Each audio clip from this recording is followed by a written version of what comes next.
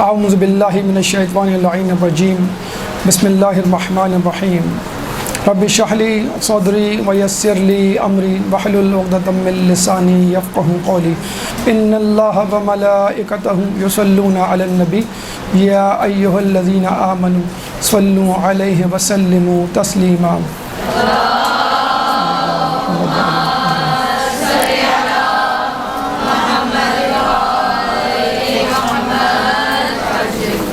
سب سے پہلے تو آپ تمام لوگوں کو ماہ شعبان کی مبارک ہو۔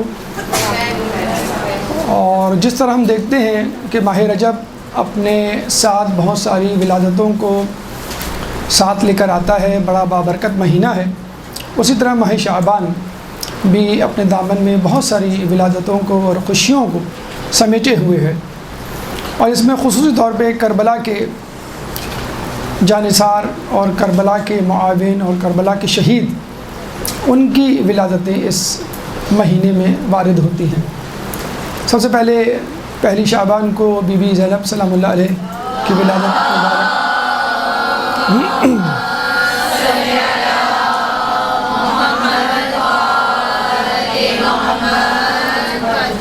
اس کے بعد 3 شعبان کو امام حسین مظلوم علیہ السلام کی ولادت۔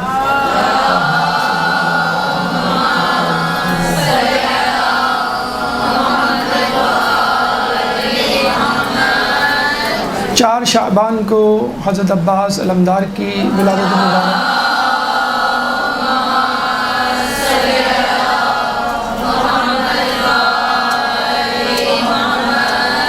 7 شعبان کو جناب قاسم علیہ السلام کی ولادت۔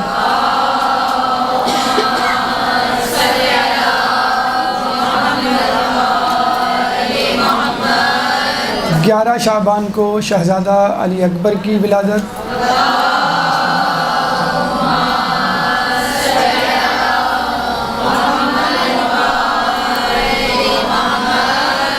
اور اس کے بعد سب سے اہم ولادت امام زمانہ عجل اللہ تعالی فرجہ۔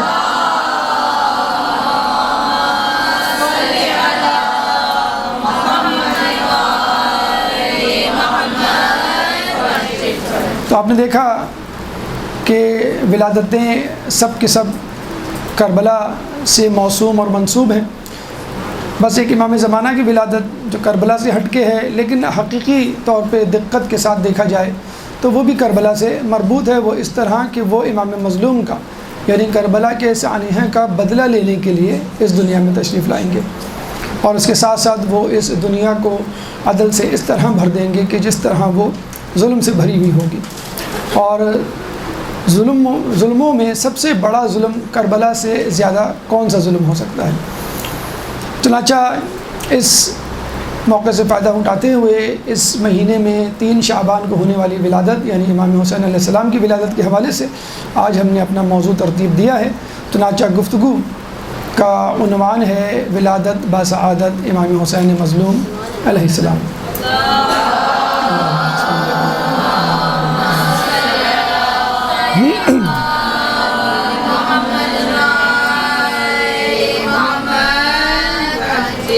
اللہ تعالیٰ نے انسانیت کی بقا اور ارتقاء کے لیے انبیاء اکرام اور مرسلین کا سلسلہ جاری کیا، اور اس کی اہمیت کا اندازہ آپ اس بات سے لگا سکتے ہیں کہ اللہ نے پہلے نبی بھیجا، پھر انسان پیدا کیا، اس کے بعد کتابیں نازل کی، اور پھر شریعتیں متعین کی، اور یہ سب کچھ اس لیے کیا کہ انسانیت گمراہ نہ ہو جائے۔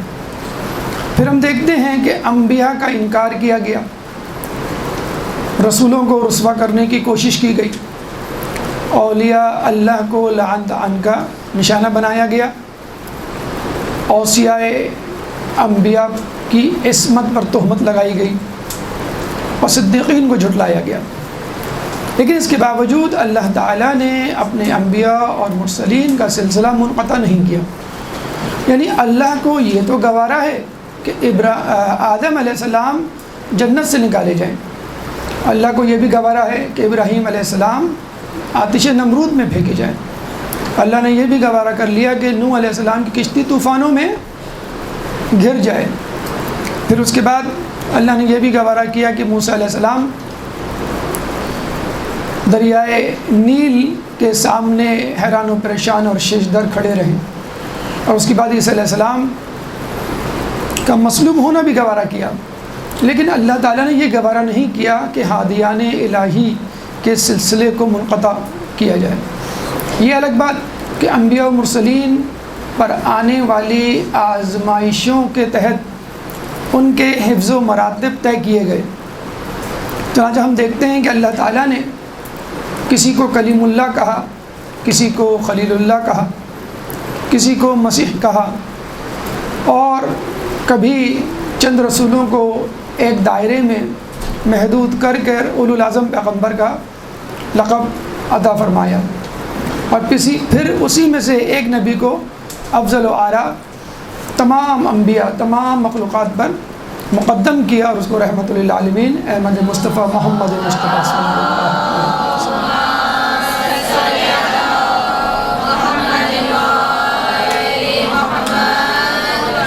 تو آپ نے دیکھا کہ نبی اپنی تمام تر عصمتوں کے باوجود تمام انبیاء رسول جیسے نہیں ہو سکتے، تو ہم جیسے غیر معصوم رسول جیسے کیسے ہو سکتے؟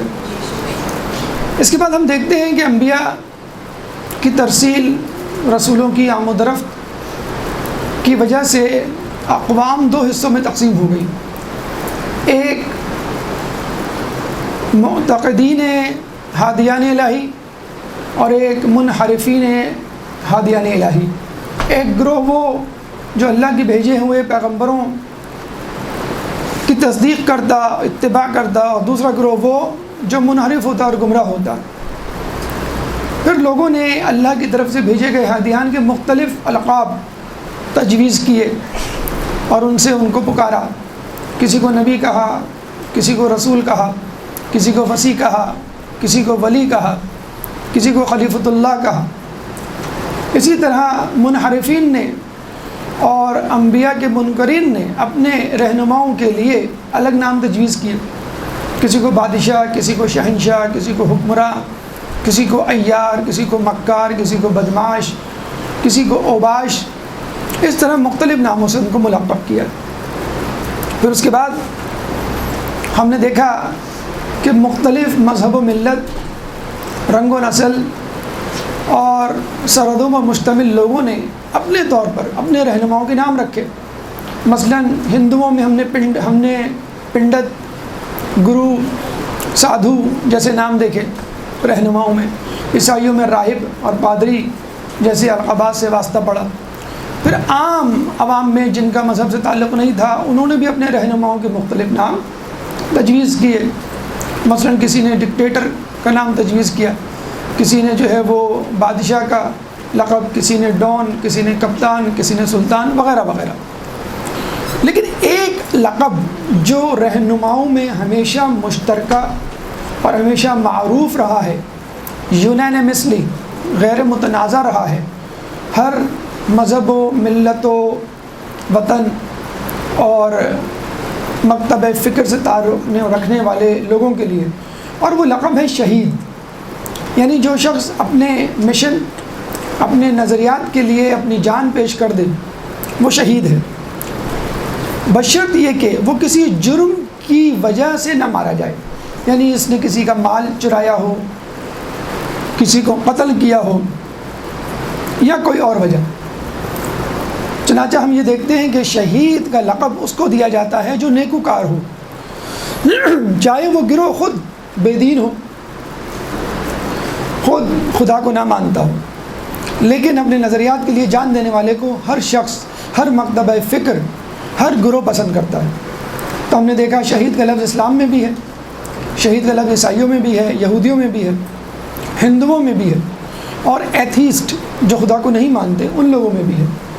تو جب لفظ شہید یا شہید رہنما انسان کے لیے غیر متنازع طور پر مشہور و معروف اور مقبول لقب ہو سکتا ہے، تو سید الشہداء بدرجہ اولا مشہور و معروف و مقبول ہو سکتا ہے۔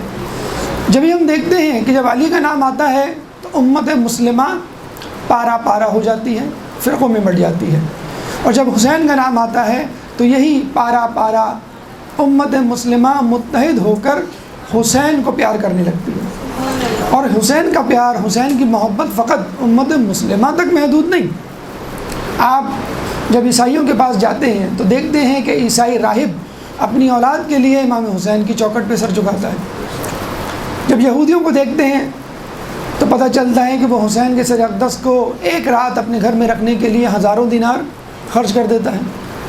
اور جب ہندوؤں کی طرف نظر کرتے ہیں تو ہندو اپنی تمام تر ذات پات میں تقسیم بندی کے باوجود حسینی برہمن کہلانے میں فخر محسوس کرتے ہیں۔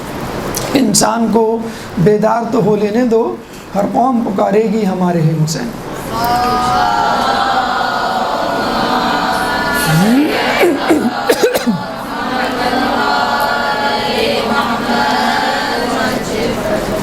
اور پھر اللہ تعالیٰ نے حسین مظلوم کو اس عظیم شہادت، اس عظیم قربانی کے عوض کچھ خاص عنایات مرحمت فرمائی۔ مثلا روایات کے مطابق آپ کو جو ایک خاص تمغہ جو آپ کے سینے پہ سجا، وہ یہ کہ آپ کی نسل میں مسلسل 9 امام قرار دیے، کسی کو یہ اعزاز حاصل نہیں ہوا۔ پھر اس کے بعد آپ کی قبر مطہر کی خاک شفا کہلائی، جس کی قبر کی خاک شفا ہو تو پھر اس کی دعا کیا ہوگی، اس کی دوا کیا ہوگی۔ پھر آپ کی قبر مطہر پر مانگے جانے والی دعا کو مقبول قرار دیا، تو جس کی قبر مبارک پر دعا مانگی جائے وہ دعا قبول ہو جائے، تو اگر وہ شخص خود کسی کے لیے دعا مانگے اور قیامت کے دن کسی گروہ کی شفاعت کرے تو پھر اس کی دعا کیوں نہیں قبول ہوگی۔ پھر اس کے بعد امام حسین مظلوم کی مرقد و مطاہر اور روضے کی زیارت کرنے والے زائر کے لیے کہا گیا کہ اس کی عمر جو اس نے وہاں گزاری ہوگی اس کو شمار نہیں کیا جائے گا۔ تو یہ 4 تمغے ہیں جو اللہ تعالیٰ نے سید الشہداء کو کربلا میں قربانی دینے کے عوض عنایت کی، اور ایک تمغہ تو اس سے بھی آگے بڑھ کر ہے۔ ایک دفعہ ایک صحابی ابی کعب رضی اللہ تعالیٰ عنہ رسول اللہ کی خدمت میں بیٹھے ہوئے تھے، اتنے میں حسین جو ابھی بچپن کی عمر میں تھے اندر داخل ہوتے ہیں۔ رسول اللہ بے ساختہ کہتے ہیں، مرحبا بکا یا ابا عبداللہ یا زین السماوات والارض، مرحبا اے ابا عبداللہ یا زین السماوات والارض، اے آسمانوں اور زمینوں کی زینت۔ ابی کعب جب یہ سنتے ہیں تو بہت حیران ہوتے ہیں، رسول اللہ سے پوچھتے ہیں کیا آپ کے سوا بھی کوئی ہے جو زمین و آسمان کی زینت ہو؟ رسول فرماتے ہیں ان الحسین ابن علی فی السماء اکبر منہ فی الارضین، بے شک حسین ابن علی آسمانوں میں زمین کی نسبت زیادہ بلند و بالا ہے۔ زمین کے لوگ حسین کو اتنا نہیں جانتے جتنا آسمان کے لوگ جانتے ہیں۔ اور پھر رسول نے کہا کہ اس خدا کی قسم کہ جس نے مجھے مبعوث کر کے بھیجا ہے، عرش کے دائیں طرف یہ لکھا ہوا ہے حسین مصباح الہدیٰ و سفینۃ النجاۃ، حسین ہدایت کا چراغ اور نجات کی کشتی ہے۔ آپ نے اہل بیت کے حوالے سے سنا کہ اہل بیت خود نجات کی کشتی ہے، لیکن اہل بیت میں کسی فرد کو الگ سے نجات کی کشتی نہیں کہا گیا۔ یہ حسین کا اعزاز ہے کہ الگ سے آپ کو نجات کی کشتی کہا گیا، اور غالباً اس لیے کہ کربلا کے میدان میں اگر لوگ مشوش ہو جائیں، پریشان ہو جائیں، وہم میں مبتلا ہو جائیں کہ حق کس طرف ہے، تو وہ حسین کی طرف دیکھ لیں، بس حسین جہاں ہوں گے وہیں پہ نجات کی کشتی ہوگی، وہی چراغ ہدایت کا چراغ ہوگا۔ ایک درود پڑھ دے محمد والے میں۔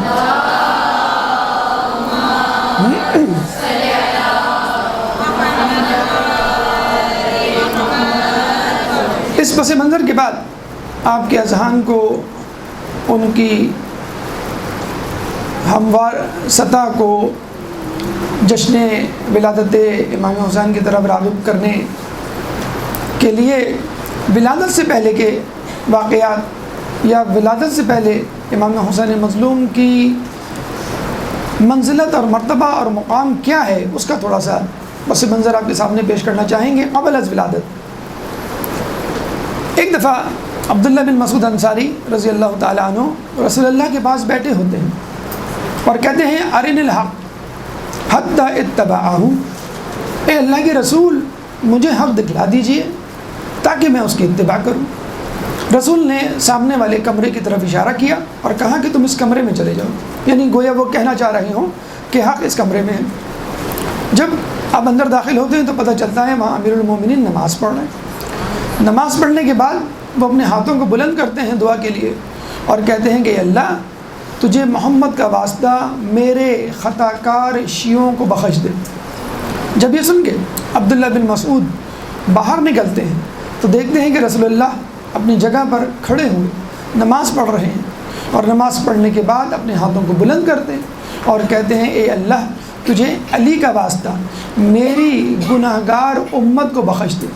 اب یہ سن کر عبداللہ بن مسعود بے ہوش ہو جاتے ہیں، رسول ان کو ہوش میں لاتے ہیں۔ کفرن بعد الایمان، اے عبداللہ بن مسعود کیا تم ایمان لانے کے بعد کافر ہوئے جاتے ہو؟ عبداللہ بن مسعود کہتے ہیں کہ مجھے سمجھ نہیں آ رہا، علی آپ کا واسطہ دے رہے ہیں اور آپ علی کا واسطہ دے رہے ہیں۔ تو رسول اللہ نے کہا کہ دیکھو ہم لوگ اس کائنات کو تخلیق کرنے سے 2000 سال پہلے پیدا کیے گئے اور ہم نے اللہ کی عبادت کی۔ اللہ نے سب سے پہلے میرے نور کو پیدا کیا اور اس نور کو شق کیا اور اس کے بعد اس نور سے زمین و آسمان بنائے، چنانچہ میں زمین و آسمان سے افضل ہوں۔ اس کے بعد اللہ تعالیٰ نے علی کے نور کو شق کیا اور پھر علی کے نور سے لوح و قلم پیدا کیے، عرش اور کرسی پیدا کی، چنانچہ علی کا مقام و مرتبہ عرش اور کرسی سے زیادہ افضل ہے۔ پھر اس کے بعد امام حسن علیہ السلام کے نور کو پیدا کیا اور اس نور کو شق کرنے کے بعد اس نور سے لوح و قلم کو پیدا کیا، چنانچہ حسن لوح و قلم سے زیادہ افضل ہے۔ اس کے بعد حسین کے نور کو پیدا کیا، اس نور کو شق کیا، اس نور سے جنت اور حور العین کو پیدا کیا، چنانچہ حسین جنت اور حور العین سے افضل ہے۔ جب حسین کے نور سے جنت جو کہ حسن کی انتہا ہے پیدا کیا جائے تو خود حسین کی انتہا کیا ہوگی۔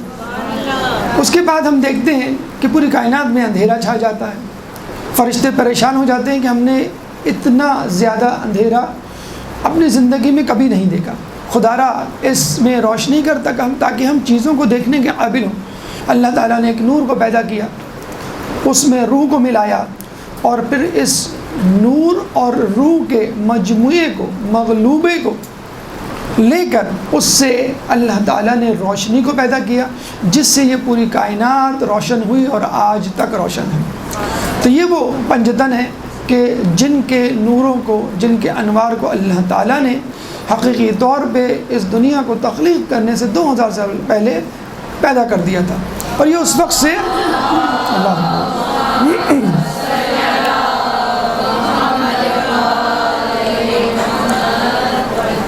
اللہ تعالیٰ کی تسبیح اور تقدیس میں مصروف ہے جب اللہ تعالیٰ کی عبادت کا کوئی نام و نشان نہیں تھا۔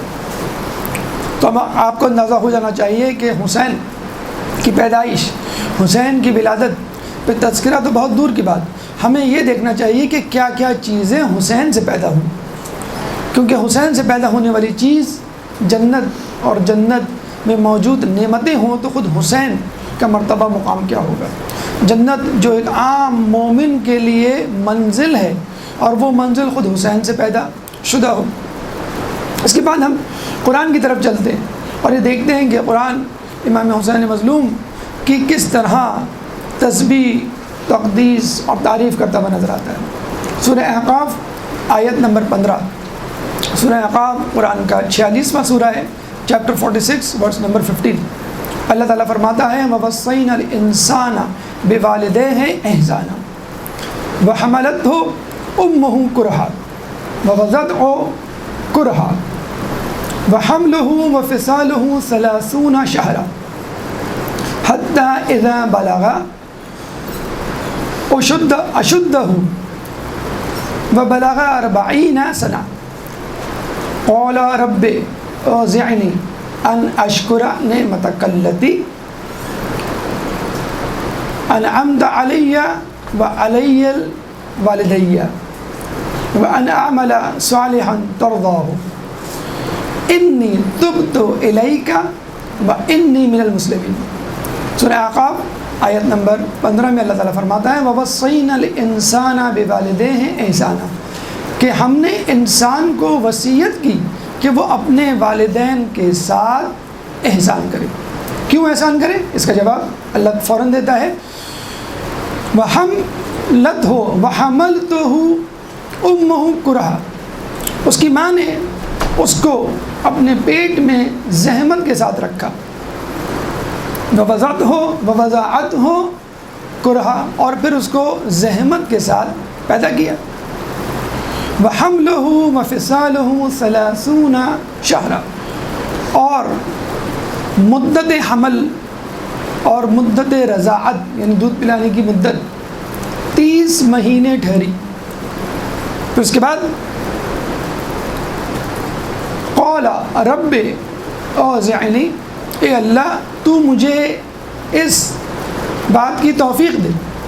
اچھا، وحملہ وفصالہ 30 شہرا، مدت حمل اور مدت رضاعت 30 مہینے ٹھہری، حتیٰ اذا بلغ اشدہ، حتیٰ کہ وہ اپنی طاقت کو پہنچ گیا، وبلغ 40 سنہ، اور وہ 40 سال کا ہو گیا۔ پھر اس نے کیا کہا؟ قال رب اوزعنی، اے اللہ تو مجھے توفیق دے، ان اشکر نعمتک التی، کہ میں ان نعمتوں کا شکر ادا کروں، انعمت علی، جو میرے اوپر تو نے نازل کی، وعلی الوالدی، اور میرے والدین پہ نازل کی، وان اعمل صالحا ترضاہ، اور مجھے ایسے اعمال صالح کرنے کی توفیق دے کہ جس سے تو راضی ہو جائے، وَأَصْلِحْ لِي فِي ذُرِّيَّتِي، اور میری ذریت میں بھی صالحیت قرار دے، یعنی ان کو بھی صالح بنا، انی تبت الیک، میں تیری طرف متوجہ ہوں، وانی من المسلمین، اور میں مسلمانوں میں سے ہوں۔ اللہ تعالیٰ یہاں پر ایک ایسے شخص کا تذکرہ کر رہا ہے کہ جس کو اس کی ماں نے پیٹ میں رکھا، پھر جنا، اور پھر اس کی خوراک کا بندوبست کیا، یعنی اس کو دودھ پلایا، حتیٰ کہ وہ بڑا ہو گیا، پھر 40 سال کا ہو گیا۔ دیکھیے اس آیت میں اللہ تعالیٰ نے ماں کے جو 3 درجے ہیں ان کی وجوہات بیان کر دی، یعنی حمل، مدت حمل، پیٹ میں رکھنا، یہ خود ایک زحمت ہے جو ماں 9 مہینے تک برداشت کرتی ہے۔ پھر اس کے بعد وضع، یعنی اس کو پیدا کرنا، پیدائش، یہ خود ایک زحمت، مشقت ہے، اور پھر رضاعت، اس کو دودھ پلانا۔ اور رسول کے پاس جب ایک شخص آیا اور وہ کہتا ہے کہ ماں کو 3 درجہ فضیلت کیوں حاصل ہے، تو رسول اللہ نے یہی 3 وجوہات بتلائیں۔ اور اس کے بعد وہ شخص اپنے ماں باپ کے لیے دعا کرتا ہے، اپنے لیے دعا کرتا ہے کہ مجھ کو شکر ادا کرنے کی توفیق عطا فرما، میرے ماں باپ کو شکر ادا کرنے کی توفیق عطا فرما، ان نعمتوں کے عوض جو مجھ پر اور میری ماں پہ نازل کی تو نے، اور پھر مجھے نیک اعمال کرنے کی توفیق دے، اور پھر میری ذریت یعنی میری نسل میں بھی نیک اعمال رکھ دے اور ان کو بھی صالح بنا۔ اب یہاں پر یہ سوال پیدا ہوتا ہے کہ اللہ تعالیٰ نے جو یہ کہا کہ وَحَمْلُهُ وَفِصَالُهُ 30 شهرًا، کہ اس کی مدت حمل اور مدت رضاعت 30 مہینے ہے، تو ان 30 مہینوں میں سے کتنے مہینے مدت حمل کے گنے جائیں گے اور کتنے مہینے مدت رضاعت کے؟ تو اس کا فیصلہ قرآن نے بڑی آسانی کے ساتھ سورہ بقرہ آیت نمبر 233 میں کر دیا۔ سورہ بقرہ قرآن کا دوسرا سورہ، چیپٹر 2 ورس نمبر 233، اللہ فرماتا ہے وَالْوَالِدَاتُ يُرْضِعْنَ أَوْلَادَهُنَّ حَوْلَيْنِ كَامِلَيْنِ، اور والدین اپنے بچوں کو 2 سال کامل دودھ پلائیں۔ تو جب اللہ نے 2 سال کامل کہہ دیا تو اس کا مطلب ہے 24 مہینے مدت رضاعت متعین ہو گئی۔ اب 30 مہینے میں سے 24 مہینے نکال دیں، 6 مہینے رہ جاتے ہیں۔ ویسے تو 9 مہینے مدت حمل ہوتی ہے، ورنہ کم سے کم جو مدت حمل ہے وہ 6 مہینے۔ علماء اعلام نے جب تحقیق کی تو پتہ چلا کہ تاریخ انبیاء میں 2 نبی ایسے گزرے ہیں کہ جن کی مدت حمل 6 مہینے ٹھہری، ایک حضرت یحییٰ علیہ السلام اور ایک حضرت عیسیٰ علیہ السلام۔ لیکن ذیشان درجبادی اس معاملے میں ایک تحقیق سامنے لاتے ہیں اور یہ کہتے ہیں کہ یہ آیت حضرت یحییٰ علیہ السلام اور حضرت عیسیٰ علیہ السلام پر جزوی طور پہ تو تطبیق ہو سکتی ہے، جزوی طور پہ تو وہ اس کے مصداق قرار دیے جا سکتے ہیں، لیکن کلی طور پہ نہیں، کہ وہ آیت میں موجود تمام شرائط اور خصوصیات میں پورا نہیں اترتے۔ بلا شبہ دونوں نبی، دونوں انبیاء 6 مہینے اپنی ماؤں کے رحم میں رہے، لیکن ہم یہ دیکھتے ہیں کہ یحییٰ علیہ السلام 40 سال کی عمر کو نہیں پہنچے اور اس سے پہلے وہ قتل کر دیے گئے اور شہید ہو گئے۔ تو یہاں جو لفظ آیا ہے وَبَلَغَ 40 سنہ، کہ وہ جب وہ 40 سال تک پہنچ گیا، تو یحییٰ علیہ السلام 40 سال تک نہیں پہنچے۔ جب ہم عیسیٰ علیہ السلام کی بات کرتے ہیں تو وہ بھی 40 سال تک نہیں پہنچے اور 33 سال کی عمر میں آسمانوں پر اٹھا لیے گئے۔ اور نہ صرف یہ کہ یہ شرط پوری کرتے ہوئے نظر نہیں آتے عیسیٰ علیہ السلام، بلکہ دوسری ایک اور شرط کہ جس میں لکھا ہوا ہے وَعَلَى الْوَالِدَيَّ، مجھ پر اور میرے والدین پر نعمتوں کا جو تو نے انزال کیا ہے اس کا شکر ادا کرنے کی توفیق عطا فرما۔ تو عیسیٰ علیہ السلام کے والدین میں سے ماں تو تھی، باپ نہیں تھا، تو عیسیٰ علیہ السلام یہاں پر 2 شرطیں پوری کرتے ہوئے نہیں نظر آتے۔ تو امام حسین علیہ السلام کے بارے میں کہا جاتا ہے کہ وہ 6 مہینے رحم مادر میں رہے، اس کے بعد ان کے والد بھی تھے، والدہ بھی تھی، اور کیا ہی والد کیا ہی والدہ۔ اس کے بعد ہم دیکھتے ہیں کہ جب وہ دعا کرتے ہیں رب اصلح لی وَأَصْلِحْ لِي فِي ذُرِّيَّتِي، کہ میری ذریت کو بھی صالح قرار دے، تو حسین کی نسل سے 9 اماموں کا مسلسل آنا اس بات کی دلیل ہے کہ حسین کی نسل سے زیادہ صالح اور نیکوکار اولاد اور معصوم اولاد کسی کی نہیں تھی۔ تو یہ آیت سورہ احقاف کی آیت نمبر 15 امام حسین علیہ السلام کے حمل، ان کی ولادت اور ان کی سیرت میں مکمل طور پہ تطبیق ہوتی ہے۔ اب آئیے ہم چلتے ہیں ولادت کے جشن کی طرف اور یہ دیکھتے ہیں کہ زمانے میں امام حسین کی ولادت کا جشن کیسے منایا گیا۔ ابھی آپ کے سامنے عرض کیا گیا کہ رسول نے فرمایا کہ ان الحسین ابن علی فی السماء اکبر منہ فی الارضین، کہ حسین کا مرتبہ مقام آسمانوں میں زمین کی بنسبت کہیں زیادہ بلند مقام ہے۔ اور واقعی ہم یہ دیکھتے ہیں کہ آپ کی ولادت کا جشن آسمانوں پر زیادہ بہترین طریقے سے اور جسے کہتے ہیں کہ پرجوش طریقے سے منایا گیا بنسبت زمین کے۔ اللہ تعالیٰ اس سلسلے میں 4 قسم کے فرشتوں کو متحرک کرتا ہے اور ان پر حکم جاری کرتا ہے۔ پہلے قسم کے فرشتے وہ جن کو ہم مسئول فرشتے کہہ سکتے ہیں، یعنی وہ فرشتے جن کے اوپر کچھ ذمہ داریاں ہیں، جنت، دوزخی اور دیگر۔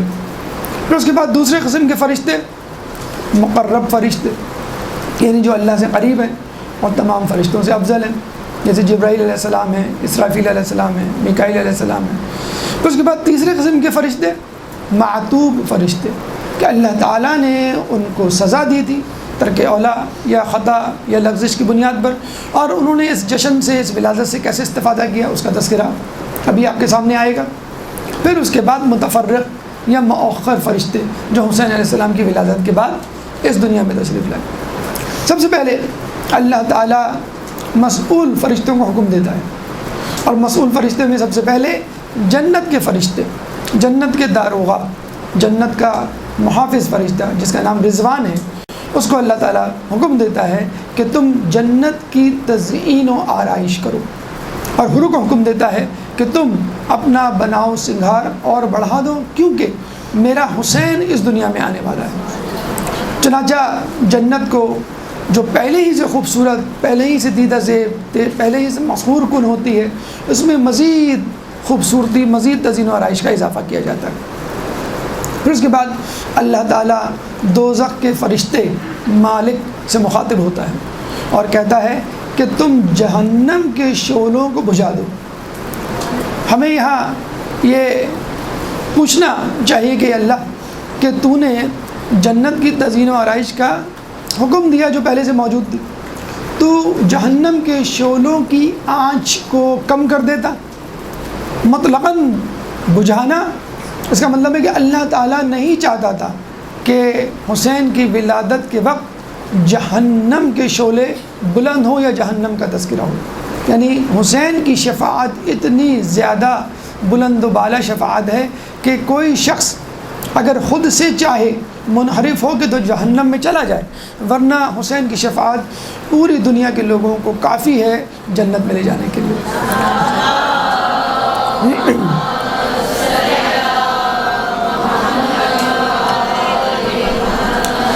یہ وہ جہنم ہے کہ جس کے شعلوں کو 1000 سال تک دہکایا گیا تو اس کے شعلے سفید ہوئے، پھر 1000 سال تک دہکایا گیا تو اس کے شعلے سرخ ہوئے، پھر 1000 سال تک دہکایا گیا تو اس کے شعلے سیاہ ہوئے۔ تو جہنم کی آگ اور دنیا کی آگ میں یہی فرق ہے کہ دنیا کی آگ چاہے آپ کو جلائے لیکن کم از کم روشنی ضرور پیدا کر دیتی ہے جہاں جلائی جاتی ہے، کمرے میں یا کسی جگہ، لیکن جہنم کی آگ روشنی بھی نہیں پیدا کرے گی۔ تو جو لوگ وہاں جل رہے ہوں گے وہ اندھیرے میں ہوں گے، اور آپ نے دیکھا ہوگا خود اندھیرا اگر کوئی اور تکلیف نہ ہو تو انسان کے لیے وحشت پیدا کر دیتا ہے۔ بالکل اسی طرح جس طرح پنجتن میں سے 4 کو پیدا کرنے کے بعد اللہ نے اس کائنات میں اندھیرا پھیلا دیا، اور پھر بعد میں بی بی کا نور پیدا ہوا، اس سے جو روشنی پیدا ہوئی اس سے پوری کائنات نظر آنے لگی۔ چنانچہ جہنم اور جنت کے داروغہ کو باری باری کہہ دیا گیا کہ تمہیں حسین کی ولادت کی تیاری کرنی ہے، جنت کو سجانا ہے اور جہنم کو بجھانا ہے۔ پھر اس کے بعد اللہ جنت کی سب سے خوبصورت حور جو جنت کے سب سے بلند و بالا محل میں رہتی ہے اس کو حکم دیا۔ کیا حکم دیا؟ ہونا تو یہی چاہیے کہ جس طرح باقی حوریں اور باقی جنت بن سنور رہی ہے تم بھی تزئین و آرائش کرو، نہیں، اس حور جس کا نام لایا تھا، لام عین یا الف حمزہ، لایا کو حکم دیا کہ تم فوراً اپنا محل چھوڑو اور زمین کی طرف پرواز کرو اور وہاں میرے حسین کی ولادت میں مدد کرو۔ چنانچہ لایا اپنا بلند و بالا مقام چھوڑ کر زمین کی طرف روانہ ہو جاتی ہے۔ اس کے بعد 3 مقرب فرشتوں کو اللہ حکم دیتا ہے کہ تم لوگ اپنے اپنے ساتھ 1000 دستے فرشتوں کے لے جاؤ زمین کی طرف، جس میں جبرائیل علیہ السلام، اسرافیل علیہ السلام اور میکائیل علیہ السلام شامل ہوتے ہیں۔ تو تینوں کو 1000 دستے یا قبیلے فرشتوں کے دیے گئے، اور ہر دستے میں یعنی ہر قبیلے میں 1,00,000 فرشتے موجود تھے۔ تو آپ جان سکتے ہیں کہ اتنی بڑی فوج آسمان سے زمین کی طرف رخ کر رہی ہے۔ لوگ فرشتے یہ سوچ رہے تھے کہ کہیں دنیا میں قیامت تو نہ آ گئی، تباہ ہونے تو نہیں جا رہی دنیا۔ چنانچہ جب یہ فرشتے رخ کرتے ہیں زمین کا تو ان کو ایک خاص قسم کے فرشتے جوائن کرتے ہیں، اور وہ فرشتے کہلاتے ہیں روحانیین۔ روحانیین کے بارے میں کہا جاتا ہے کہ ان کے ہاتھ میں نورانی تھال ہوں گے، اور وہ عام فرشتوں کی بنسبت زیادہ نورانی ہوں گے۔ وہ بھی ان فرشتوں کے ساتھ زمین کی طرف نزول کرتے ہیں۔ جب یہ زمین پر پہنچتے ہیں تو اللہ کے رسول کو خوشخبری دیتے، اور اس کے بعد معتوب فرشتے کہ جن کو کسی وجہ سے اللہ تعالیٰ نے سزا دے رکھی تھی وہ ان فرشتوں سے ملاقات کرتے ہیں۔ سب سے پہلا فرشتہ معتوب فرشتہ جس کو اللہ تعالیٰ نے سزا دی تھی اس کا نام ہے سرسائل، سواد سے سر سوائل۔ سرسائل نے جبریل کو کہا کہ تم لوگ کہاں سے آ رہے ہو؟ جبریل نے کہا کہ ہم حسین کی ولادت منا کے آ رہے ہیں۔ سرسائل نے کہا کہ تم دوبارہ جاؤ اور رسول سے یہ کہو کہ اللہ تعالیٰ نے مجھے معتوب کر دیا ہے اور سزا دے رکھی ہے، اپنی عبادت سے معطل کر دیا ہے۔ اگر ہمیں اللہ تعالیٰ کسی وجہ سے یہ کہہ دے کہ بھئی تم نماز روزہ آج سے نہ کرو تو شاید ہم خوشی سے پھولے نہ سمائیں کہ زحمت اور مشقت سے بچ گئے۔ وہاں فرشتہ پریشان ہے کہ مجھے عبادت سے محروم کر دیا گیا۔ اس کا گناہ کیا تھا؟ فقط یہ سوچ اس کے 70,000 پر تھے سرسائل کے، جس کے بارے میں کہا جاتا ہے کہ ایک پر سے لے کر دوسرے پر تک کا فاصلہ مشرق و مغرب کے فاصلے کے درمیان تھا۔ کہتے ہیں کہ جب یہ سرسائل یہ سوچ رہا تھا کہ کیا اللہ تعالیٰ کو سمندر میں موجود، اس کی تہہ میں موجود جاندار کا بھی علم ہے، اور کیا اللہ تعالیٰ کو اندھیری راہ میں موجود کسی چھوٹے سے جانور کا بھی علم ہے، کیونکہ کائنات تو بہت بڑی ہے۔ یعنی اس نے علم خدا پر شک کیا۔ بس اللہ تعالیٰ کو جب پتہ چلا تو اس نے فوری طور پر اس فرشتے سرسائل کی گرفت کی اور کہا آج سے تو عبادت سے معزول ہے۔ چنانچہ سرسائل نے جب رسول کو پیغام پہنچایا کہ آپ اس مولود کے ذریعے سے میری شفاعت کا تقاضا کریں، میری شفاعت کروائیں، تو رسول اللہ نے حسین مولود کو اپنے ہاتھوں میں بلند کیا اور کہا اے اللہ، اگر اس مولود کی کوئی حیثیت، مقام و مرتبہ تیرے سامنے ہے تو سرسائل کو معاف کر دو، اور اللہ تعالیٰ فوراً سرسائل کو معاف کر دیتا ہے۔ یہاں پہ کربلا میں موجود اس منظر کو یاد کیجئے کہ جب حسین نے اپنے نومولود ششماہے کو اپنے ہاتھوں پہ بلند کیا تھا، لیکن فوج اشقیہ نے جس طرح حسین کی معرفت سے انکار کیا، اس طرح اس مولود کی معرفت سے بھی انکار کر دیا۔ اس کے بعد دوسرا فرشتہ جس کو ولادت حسین سے استفادہ ہوا، اس کا نام ہے دردائل۔ دردائل کے بارے میں کہا جاتا ہے کہ اس کے 16,000 پر تھے، اور ایک پر سے لے کر دوسرے پر تک کا فاصلہ مشرق و مغرب کے برابر۔ دردائل کا گناہ کیا تھا، اس کی لغزش، اس کی خطا کیا تھی؟ کہتے ہیں کہ اس نے ایک دفعہ یہ سوچا، کیا اللہ تعالیٰ کے عرش سے اوپر بھی کوئی چیز ہے؟ اگر کوئی چیز ہے تو وہ کتنی بلند ہوگی کہ وہ اللہ کے عرش سے بھی بلند و بالا ہے۔ بس جب اللہ تعالیٰ نے دردائل کے ذہن میں آنے والے اس خیال، اس شک کو سنا تو اللہ نے فوراً اس کو معطوب کیا، بلکہ معطوب کرنے سے پہلے اس کو 16,000 پر اور دیے کہ تو ان دگنے پروں کے ساتھ، یعنی 32,000 پروں کے ساتھ پرواز کر، اور یہ دیکھ میرا عرش کہاں تک ہے۔ چنانچہ وہ فرشتہ پرواز کرتا ہے اور کرتا چلا جاتا ہے، لیکن 50,000 سال تک پرواز کرنے کے باوجود وہ اللہ کے عرش کے پہلے ستون کو بھی عبور نہیں کر پاتا، تھک ہار کے گر جاتا ہے۔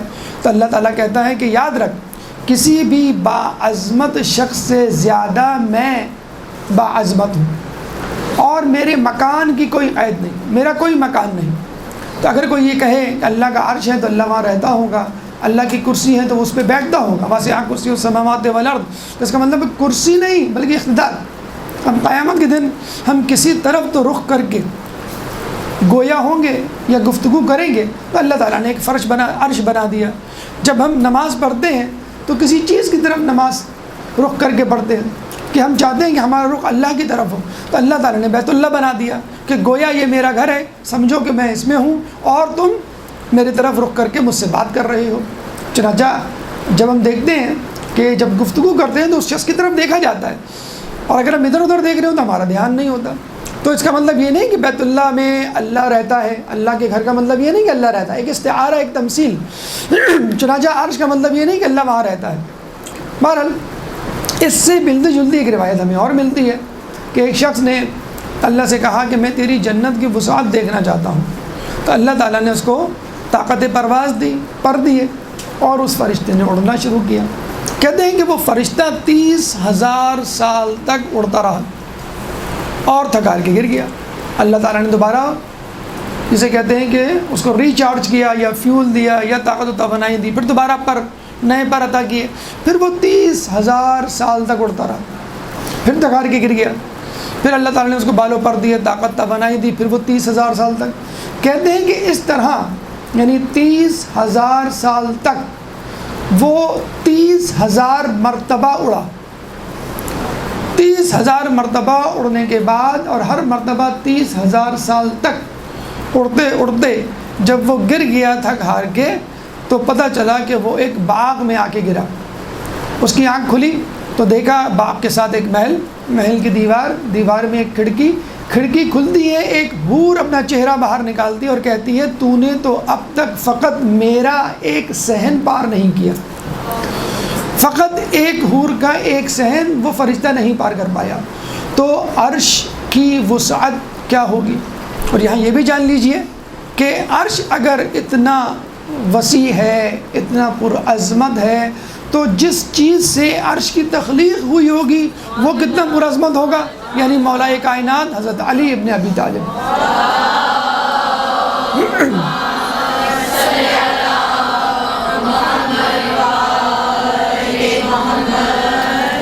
تو بس جو فرشتہ عرش پر شک کرنے کی وجہ سے قابل سزا ٹھہرا، تو وہ شخص قابل سزا کیوں نہیں ٹھہرے گا جو خود علی کی امامت پر شک کرے۔ اس کے بعد تیسرا فرشتہ فطرس، جس کے بارے میں آپ سنتے آئیں کہ اس کو بھی اللہ تعالیٰ نے ایک جزیرے میں معزول کر دیا، معطوب کر دیا۔ اس کا گناہ ان سب سے زیادہ تھا۔ کہتے ہیں کہ اللہ تعالیٰ نے جب ولایت علی کو فرشتوں کے سامنے پیش کیا تو فطرس نے انکار کر دیا، چنانچہ اللہ تعالیٰ نے اس کے بالوں پر توڑ کے اس کو جزیرے میں معزول کر دیا۔ کہتے ہیں کہ جب جبرائیل زمین کی طرف جا رہے تھے تو فطرس نے کہا خیریت، کیا قیامت آ گئی ہے؟ جبرائیل نے کہا نہیں، رسول کا بیٹا حسین ابن علی پیدا ہوا ہے اور ہم اس کے جشن کے لیے جا رہے ہیں اور رسول کو مبارکباد دینے کے لیے یہ قافلہ میرے ساتھ ہے۔ تو فطرس اس موقع سے فائدہ اٹھاتا ہے۔ آپ کو معلوم ہے جب بھی جشن یا کوئی اہم خوشی کا دن ہو تو حکومت اپنے ملک میں موجود قیدیوں کی سزا میں تخفیف کر دیتی ہے، بلکہ بعض لوگوں کی سزا تو معاف بھی کر دیتی ہے۔ چنانچہ فطرس اور دیگر فرشتوں نے یہ سوچا یہ بہترین موقع ہے، سرسائل اور دردائل کو سزا جسے کہتے ہیں کہ اسے معافی مل گئی تھی۔ فطرس نے کہا کہ مجھے بھی لے چلو تاکہ میں بھی رسول اللہ سے استدعا کروں۔ شاید اس نے ساتھ چلنے کا اندیہ اس لیے ظاہر کیا کہ اس کا گناہ سرسائل اور دردائل سے زیادہ تھا۔ ان دونوں نے فقط یہ کہا کہ آپ ہمارے لیے دعا کروا دیجئے گا، لیکن فطرس نے کہا کہ نہیں، ہمیں مجھے خود جانا ہے۔ چنانچہ جبرائیل نے فطرس کو اپنے پروں پہ بٹھا لیا تو جب سرسائل اور دردائل کے پر اتنے وسیع کے مشرق و مغرب تک پھیلے ہوئے تو خود جبرائیل کے پر، کہتے ہیں کہ جب جبرائیل اپنے پر کھولتے ہیں تو پورا آسمان ڈھپ جاتا ہے، اور اتنے طاقتور جسے کہتے ہیں کہ پر ہیں، وہ بتلاتے ہیں کہ ایک دفعہ قوم لوط پہ جب عذاب ڈالا گیا، مجھے کہا گیا کہ ان کی بستی کو الٹ دو، تو میں نے ایک پر سے قوم لوط جس بستی میں رہتی تھی اس بستی کو اٹھایا آسمان تک اور پھر اس کو زمین پر پٹخ دیا اور وہ تمام بستی ہلاک ہو گئی۔ اتنے طاقتور پر جبرائیل علیہ السلام کے، لیکن اس کے باوجود کہتے ہیں کہ جنگ خیبر میں جب علی نے مرہب کو تلوار ماری اور مرہب دو ٹکڑے ہوا اور علی کی تلوار زمین تک پہنچی تو اللہ نے مجھے فوراً کہا کہ اے جبرائیل فوراً زمین تک پہنچو اور علی کی تلوار زمین تک لگنے سے پہلے اپنے پر بچھا دو، ورنہ علی کی تلوار اتنی غضبناک ہے کہ وہ زمین کو دو ٹکڑے کر دے گی۔ تو جبرائیل کہتے ہیں کہ مجھے وہ جو ضربت ذوالفقار پڑی وہ اتنی شدید تھی اور اس سے اتنی زیادہ شدید تکلیف ہوئی کہ اتنی تکلیف تو مجھے قوم لوط کی آبادی اور ان کے ٹکڑے کو آسمان تک اٹھانے میں تکلیف اتنی نہیں ہوئی تھی۔ اور یہ بھی کہا جاتا ہے کہ دوسری طرف خود میکائیل نے علی کا بازو پکڑ لیا تھا، ورنہ علی اس وقت اتنے غضب میں تھے کہ ان کی تلوار زمین کے خود دو ٹکڑے کر دیتی۔ بہرحال فطرس جب پہنچتا ہے رسول اللہ کی بارگاہ میں تو رسول اللہ اس دفعہ دعا نہیں کرتے جس طرح سرسائل اور دردائل کے لیے کیا، غالباً اس کی وجہ یہی تھی کہ فطرس کا گناہ بڑا تھا۔ چنانچہ رسول اللہ نے فطرس کو یہ کہا کہ تم اپنے جسم کو حسین کے جھولے سے مس کرو۔ چنانچہ فطرس نے جب اپنے جسم کو فطرس کے حسین کے جھولے سے مس کیا تو طاقت و توانائی دوبارہ آ گئی، خون کا دوران بڑھ گیا اور ان کے بالوں پر دوبارہ آ گئے۔ غالباً یہاں پہ ایک سوال یہ پیدا ہوتا ہے کہ رسول یہ بھی تو کہہ سکتے تھے کہ تم حسین کے جسم سے اپنے جسم کو مس کرو، لیکن شاید وہ ہمارا خیال کرتے ہوئے کہ جب حسین اس دنیا سے چلے جائیں گے اور ان کا روضہ مبارک بنے گا اور ان کے چاہنے والے ان کی زیارت کو آئیں گے تو وہ اپنے جسم کو حسین کی زری سے مس کریں گے۔ تو جس طرح فطرس کے پر حسین کے جھولے سے مس کرنے پر واپس آ گئے اور اس کو نئی حیات مل گئی، اسی طرح حسین کا چاہنے والا جب حسین کی ذریعے سے اپنے جسم کو مس کرے گا تو اس کے سارے گناہ دھل جائیں گے اور اس کو نئی حیات مل جائے گی۔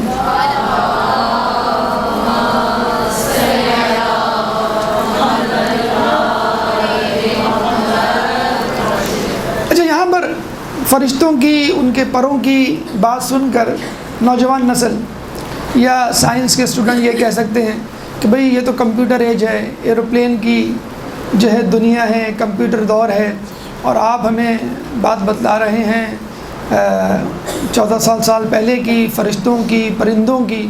اب تو بلٹ ٹرین آ گئی ہیں جو کہ ایروپلین سے زیادہ اسپیڈ رکھتی ہیں۔ تو مجھے بتائیے، سائنسدانوں نے یہ جو ایروپلین ایجاد کیے ہیں، ہوائی جہاز بنائے ہیں، کس کو دیکھ کر؟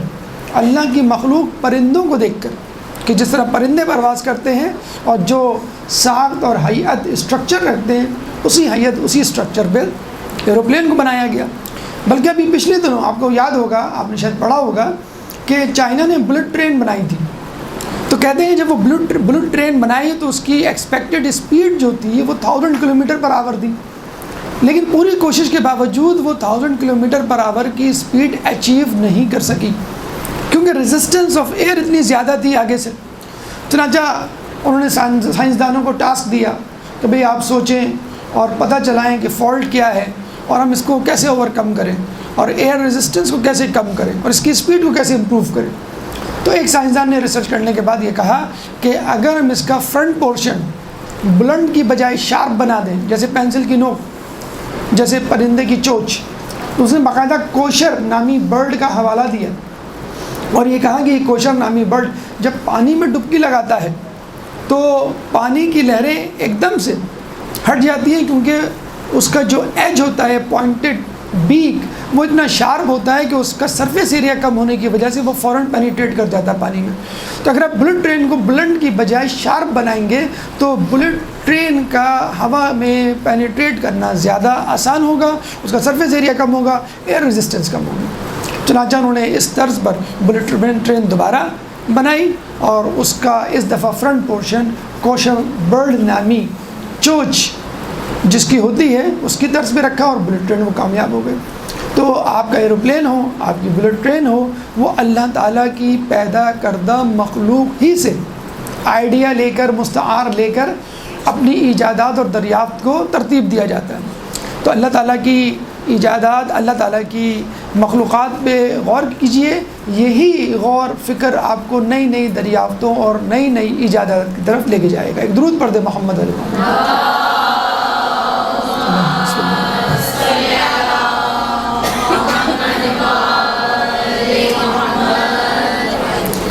اچھا، اب ہم آتے ہیں ان فرشتوں کے بعد جو حسین ابن علی کی ولادت کے بعد آئے۔ مثلاً کہتے ہیں کہ ایک فرشتہ آپ کی ولادت کے بعد بحر اعظم پر آتا ہے اور